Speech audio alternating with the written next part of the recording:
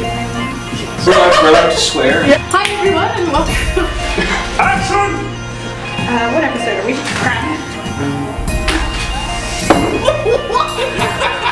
A book. Who are you pulling dummy? Those jokes never count. I should probably start this camera over here. Alright, go.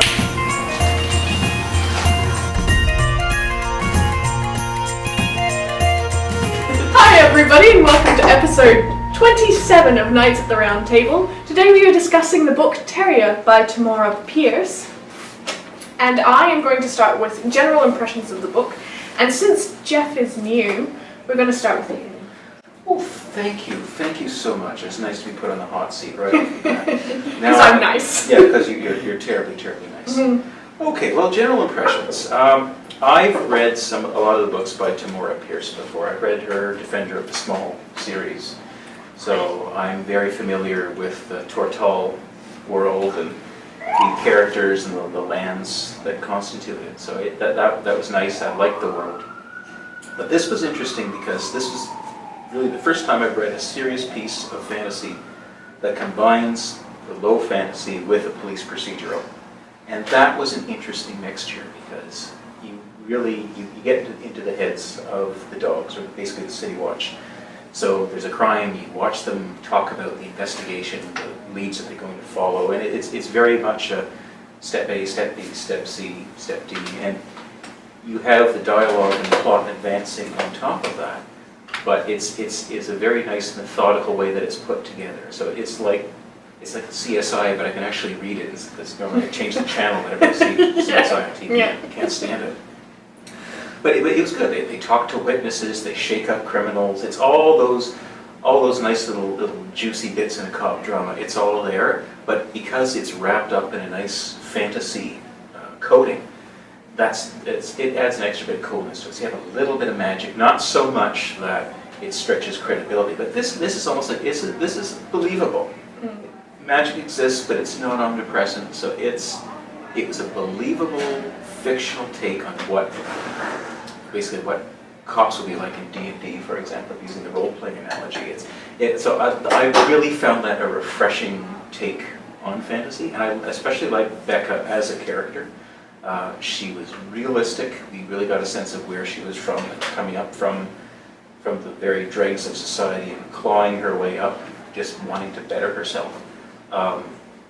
What I really enjoyed about her was the fact that she was real. She had flaws. She had serious social anxiety issues. Mm-hmm. She had performance issues. She really wanted to impress the dogs that she was assigned to as a puppy. And she was constantly afraid that she was going to fail and she would miss out on this great opportunity because her family, her mother had worked so hard to keep them going that she died. She had her younger brothers and sisters who had been basically taken in by the provost, but she obviously didn't fit in. So I really got the impression that she was constantly feeling the pressure, like, am I going to make enough money today? Am I going to make a good impression with my mentors? Am I really going to make a difference? So it was constantly eating at her. And even though as the story progressed, you could see that she was becoming a lot more confident in herself, those self-doubts never entirely went away. And I think that's realistic, because no matter how good you are, there's always something gnawing at your spirit. Yeah, There's always something that you've overcome one obstacle. Guess what? There's another one right behind it. So I really found her to be an enjoyable character. I liked the rogues. I liked Aniki, Cora, and Rosto. They're lovable rogues in every sense. I like the interplay between Becca and Rosto as well. You could obviously tell that he was interested in her, and she was sort of interested in him, but didn't really want to go all that way, at least in the first book, because she was concerned about her reputation as a dog. But yeah, no, I thought this was, I really enjoyed reading this. It was time well spent. What he said. Look, I have read it before. This is my second reading. I enjoyed it better the second time, which isn't to say much because I loved it the first time. But I was really worried when I first heard about it, because it combined two things that I absolutely hate in most novels: diaries and made-up languages. Normally, I can't stand diary. Even the great fictions like Frankenstein and Dracula, I can't stand the diary or the letter format. But this was done in a way where it almost felt first person most of the time. Her memory was so good that it wasn't, oh, I don't quite remember what this person said, so then we went this, oh, did we? I really enjoyed it, and I also enjoyed looking at it from the point of view of it's a prequel, and right at the beginning there's a section where a young boy is reading it, George. He's a major character in the Alana series, which I think is called the Woman Who Rides Like a Man series? No? No, I'm not sure. Song of the Lioness. Oh, sorry, Song of the Lioness. It's the first series that she wrote. Oh, okay. Both the cat is in that one too. Oh, really? Yes. And George, who's reading this, becomes the head rogue for Ah, Tortall okay. when he's older. Yeah. So you read it and you kind of see what he would get out of it, which is how to become the best thief possible, while his mother wants him to be a good, calm type person. Yeah. But I agree, I really liked Becca. She's one of those rare characters who does what she says she's going to do, and there's no darkness in her. A lot of police procedurals, it's like, oh, I'm going to be the tough and gruff cop. But no, she was almost to a fault. She was good. Okay. Which is nice. I loved this book. I couldn't get my hands on a physical copy because I had just gotten back from Australia and I was running behind in everything. So I got the audiobook, and it was read by Susan Dunaker, and it was brilliantly read. In fact, read so well that there were a couple of times when Susan put a catch in her throat while she was reading, and then I started crying. So yeah. Becca as a character is extremely relatable, from the social anxiety, talking in front of people, because it's scary as hell, to being the girl that wasn't quite girl enough for the major mother figure in her life, to troubles relating to her younger siblings who don't really remember a time when they were not as privileged as they currently are, and what else? Oh, yeah, her ambition as well. And you've all been there in the situation where a minor screw up seems like it's the biggest mistake on the face of the planet. And so, yeah, that was all very relatable. I am also not a fan of the journal entry style book. I really don't like first person usually, but they both combined, I don't know, two negatives made a positive, I suppose, and it worked really, really well. Also, there was a cat, and the cat is important, and I like cats. So yeah, I really enjoyed this book. Not a fan of the epistolary novel. No. Also, use of the word tosspot. When I heard that, I giggled because that made me so happy. There's nothing I'd like to add. I did like the language. Yeah. The street, the Gixies, Mots, and Yeah, codes. codes. Obviously it was based on Cockney. It was almost heartwarming at times. Yeah. And mildly, I wouldn't say addictive, but there were times at work where I just found myself having to stop in the middle of a meeting and go, I'm not allowed to call him a loopy. Nope. I do that with Steven Erickson. I've started adopting his cuss words, and I'm like, there is no such creature as Vernier, but I'm still going to use Vernier's giant hairy balls as a cuss because That is an amazing isn't it? Yeah. a fly in my coffee. Aww, no. Oh. So yeah, I really liked that although there was a slight romantic element in this book, it wasn't the focus of the book, which is a flaw for many, many teen books, supposedly written from the perspective of a young girl. Well, all young girls, if you read young adult, are absolutely obsessed with relationships. Of course. Yeah. Which Which was a nice... yeah, and it was nice that she wasn't, Mhm. and much more relatable for me. Because when I was 16, I wasn't all that worried. I don't think I can remember being 16. Oh, I can. It was miserable. For you as well? Pretty much in the same boat. Pretty much. Yeah. Yeah. I must have blocked it out. Really? Yeah. Oh, Also, I like the idea of the god of death and the death itself not being some scary thing like it always is. It's peaceful, and he is king over the realms of peace, and he will take your spirit via the pigeons and get you somewhere where you can rest and relax for a bit. I really liked that. It was so different from every other version of death in fantasy novels that I've read thus far, and I really enjoyed it. The whole pantheon is very interesting. Yes. Yes. Also, Beltane, because I'm a Celtic Studies nerd. As soon as they mentioned Beltane, I'm like, yeah! Proper Celtic holiday! I noticed that too. Yeah. It's, they didn't really explore mine, they didn't really have to because the focus was on chorus and Tortall, but I remember Tamora Pierce did develop spiritual systems for a lot of the other realms as well. Oh, did she? I seem to recall that she did talk a lot about the cultures and the religions of the other cultures as well, but it's nice that, I mean, having that knowledge, I knew that there was a lot more out there, so it didn't really bother me that the focus was just on that one city, but that makes sense because Becca has never left the city, so why would she care where Carthag was or these other places? Or what the religion of Carthag. Compared to some of the other ones, it's very centered right on chorus. I think she explains almost 4 or 5 different countries' religious beliefs in the series overall. In the series overall. Well, what I liked about this too is even though it is really concentrated on one city in one culture, you get the impression that there's a bigger world out there. And she doesn't go into painful, excruciating detail telling you that there's a world out there. This guy's from Scanra and he blah and blah and blah. Scanra is a wild, desolate realm, especially in that. What I also enjoy, because I've read... Scanra is basically Skyrim, sorry. Because I've read it before, I could pick up the hints for the future books. I didn't realize it the first time, but I couldn't believe all the little hints for the plot twists in the other 2 in the series. Oh, really? I was like, whoa, really? She said that already? Yeah. Ah.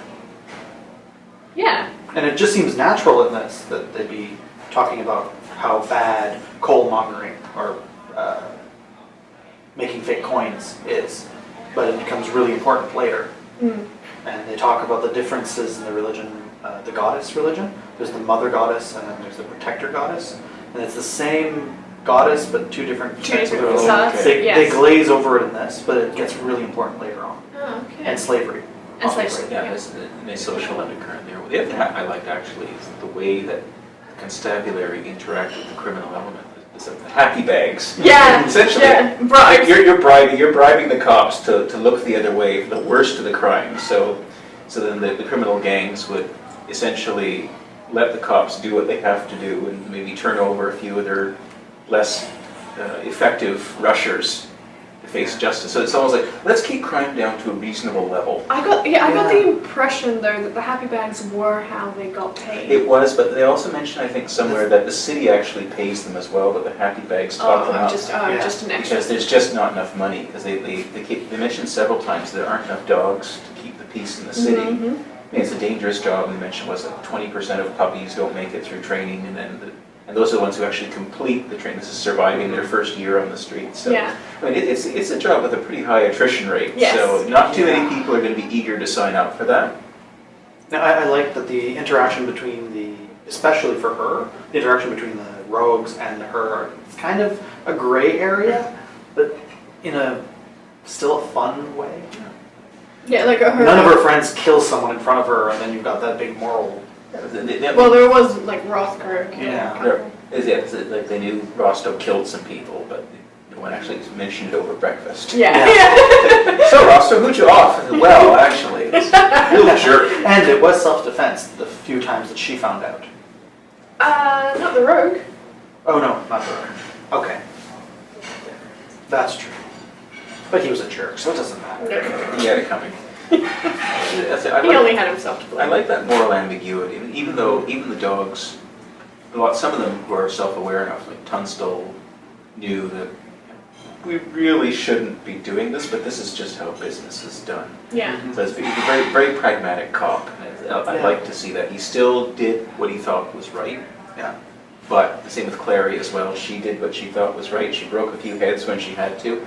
But at the same time, they still tried to drill into her, into Becca, like, this is our job. We keep the peace. We're the line between life and death for a lot of people. So, we make deals with criminals occasionally because we have to, but you take your job seriously. So it was interesting.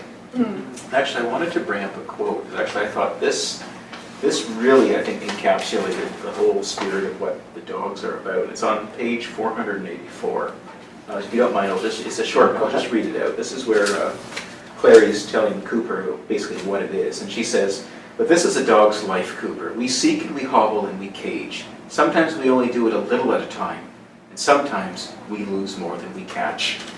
So it's a very pragmatic look of, we do what we can, but we understand that there are times when we're going to fail, and we're going to fail big, but we keep doing it anyway, because that's what we believe in. And I think that's an underlying message, and Becca internalizes that early on. She takes her duties seriously, but she still faces that reality a number of times. Like, why am I here? Why am I doing this? Like, these people hate me. These people are going to hate me even more once they realize, once the news of the whole crime, or the business with the snake and the abductions gets out, and people are complaining that the dogs aren't doing enough to protect the people in Lower Town. I mean, it's really, they often did a really good job placing her in a really difficult position. So, and she understands that this is important to her, being a dog is important, and fulfilling her duties is important, but in doing so, she is going to make enemies, and she is going to make mistakes, and those mistakes could cost people's lives. Yeah. And at the very end, you can see she accepts that. And it's very realistic, well, as far as I can tell, for that kind of society, just slightly more medieval with some magic. Because I've read a few fantasies where the police were basically exactly the same as our police, and their magic devices were walkie-talkies. It didn't feel like right. It felt like, oh, why aren't you just setting this in New York? Yeah. Like, what's the point? Yeah. I mean, there was some magic there, but then they basically hired the mages to.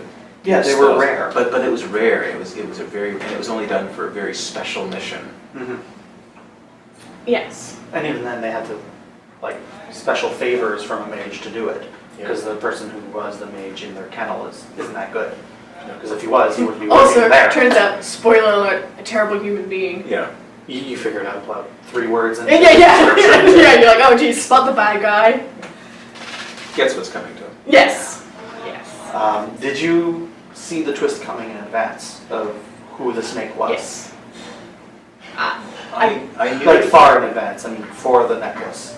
Yes, well, yeah, before the necklace. I think it was the, just before her dream, where she's like, that's such a weird dream to be so afraid of. I think sometime before that it sort of clued in. I'm like, maybe, no, he wouldn't be doing anything without her say so. I don't think. Yeah, he didn't see. Yeah, I saw the hints the second time I read it. The first time I didn't really catch on until the necklace.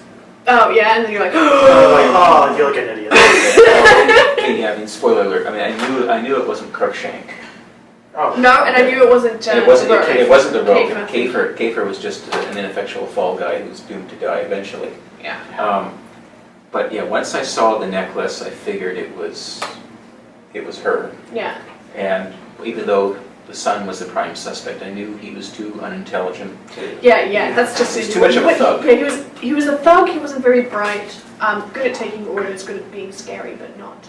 It's good at being a fall guy. Yeah. And I had something to add to that, but my brain just froze. Reboot.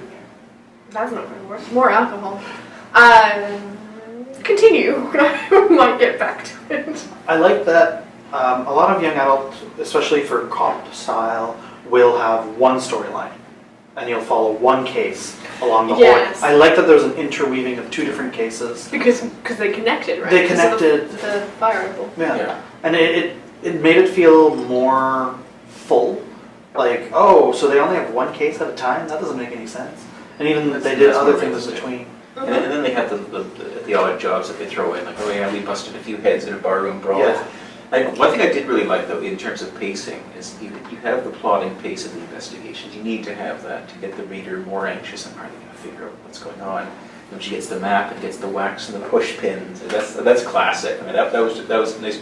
That ties it in nicely to the classic cop genre. Yes. That she's plotting out everything. But then you have, occasionally you'll have the barroom brawls where you have that really fast-paced action. Like, okay, is Becca going to take it in the chin this time, or is she actually going to make it through? So I like that balance. Even when she chased Orva through the streets, her first big chase, and that was pretty tense.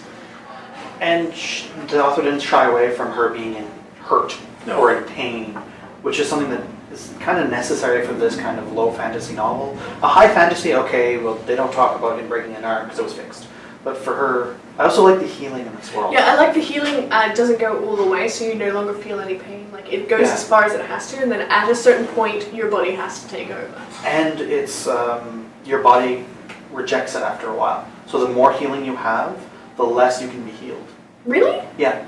Oh! It's mentioned really quickly. Okay. And then it's mentioned again later on in the next book. Okay. But because Tunstall and Claire Goodwin were both healed so many times, it's harder to heal them. It costs more money. You need a better mage. So it's like you build up a natural resistance over time. So an immunity to healing magic. Yeah. That would suck. That's a brilliant idea for gaming. I don't know. Players take note. There we go. It's a good idea, but it's hard to implement. I've been trying to think of it. And you have to keep track of everyone's healing. As a DM, that's a lot of work. I can do that. That's no problem. I've already come up with an idea. A mind for spreadsheets and schedules. My wife's shaking her head. Don't do that.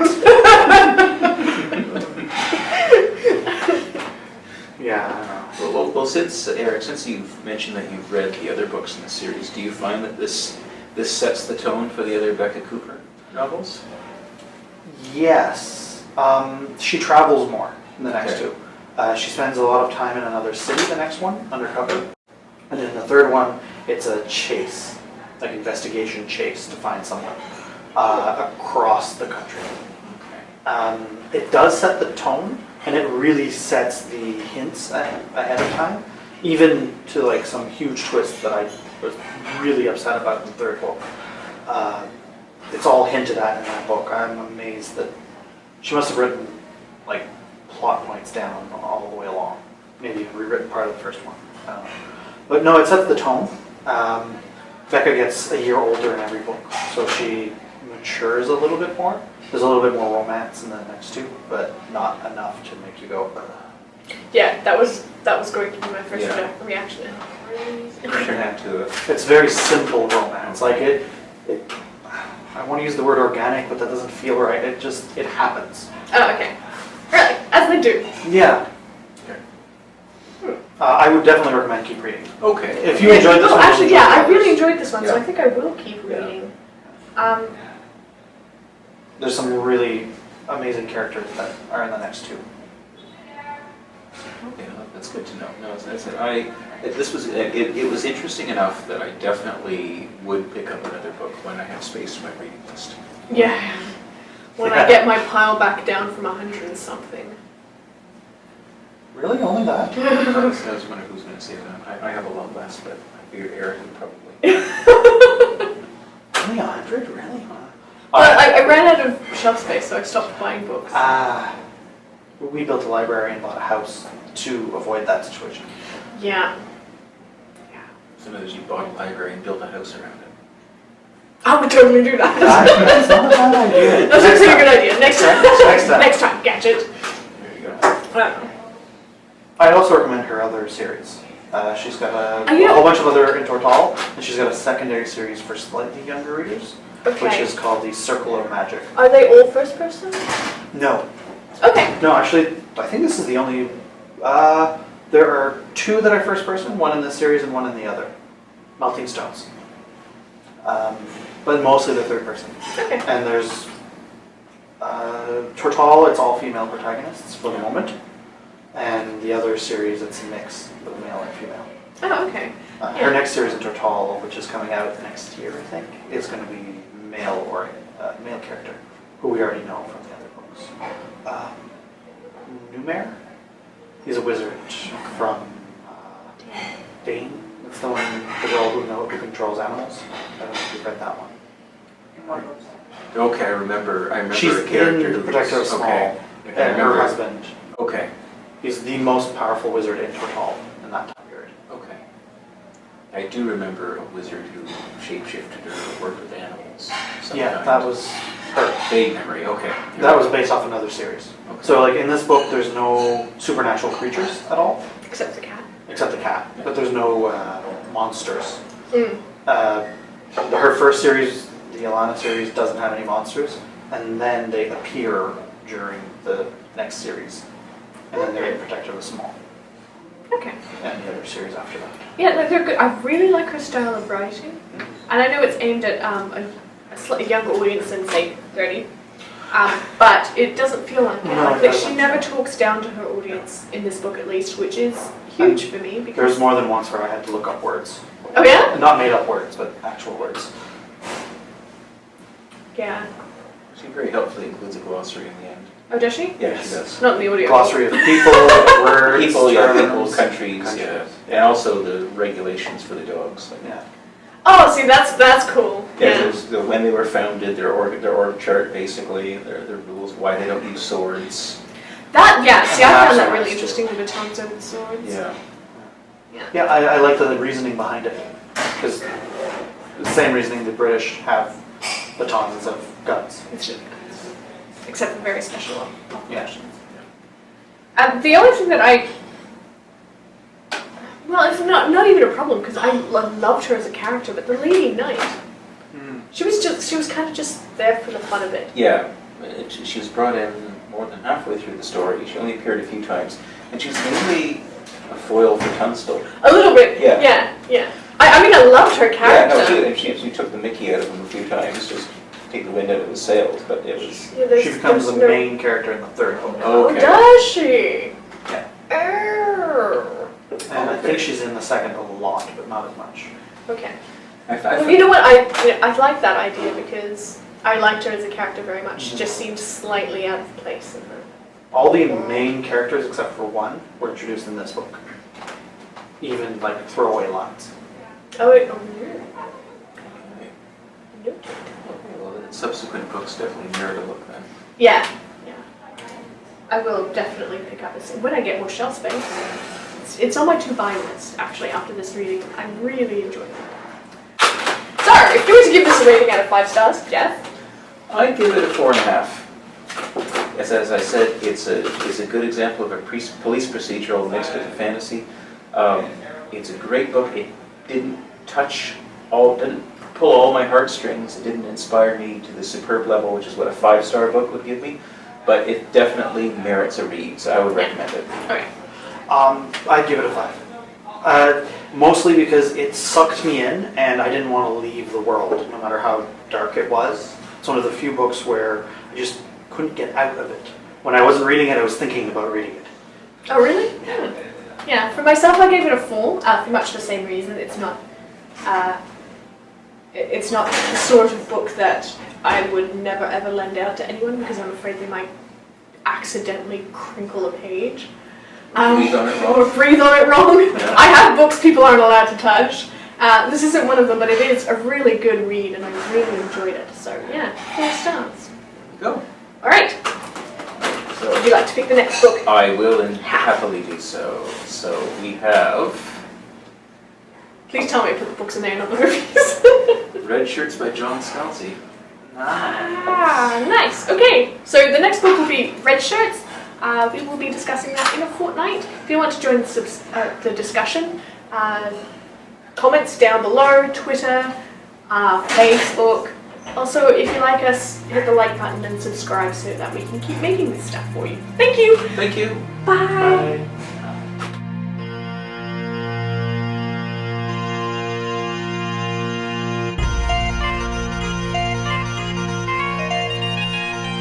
We're on the show for less than 10 seconds and already I've been slapped. That's great. This is a good start.